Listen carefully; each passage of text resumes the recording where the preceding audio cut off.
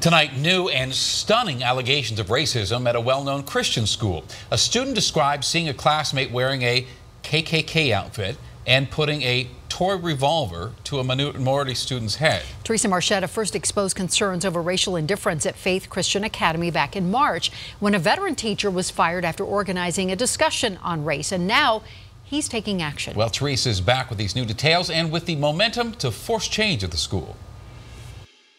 Students are speaking out. And they make me feel like, oh, this is not a problem. It's your problem. You're making this an issue. Alumni are going on the record. The only time that it was really brought up by me, nothing really happened. When I graduated from FCA, I believe the families and students impacted by racism at the school. Parents are organizing. I believe you, and we hear you. The Truth at FCA Instagram feed is filling up with those sharing incidents of racism at Faith Christian Academy in Arvada. Former teacher and chaplain Greg Tucker is taking it further. He says he was fired for trying to address racism on campus, something school officials deny.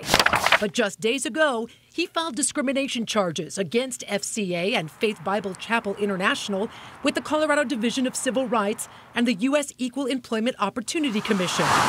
And still, new statements are coming to light months after our initial reports on Tucker's firing and concerns of blatant racism at the school. Statements like this one from a Faith Christian Academy high school athlete who describes an incident during last year's football camp. He says a student dressed in an FCA shirt came down the hallway with a white bed sheet over his head.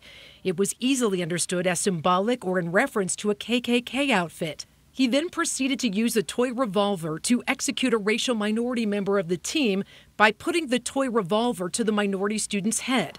The student goes on to say he and other witnesses reported the incident right after it happened, but that nobody was punished, and the person who dressed up as KKK was still allowed to play for the rest of the season. There are dozens of statements, nearly 40 and counting, from current and former students documenting what appears to be decades of systemic bias and discrimination. Beth L. says, I graduated from FCA in 1997, and during my time there faced racism, classism, sexism, and very serious episodes of sexual harassment from other students that went unpunished.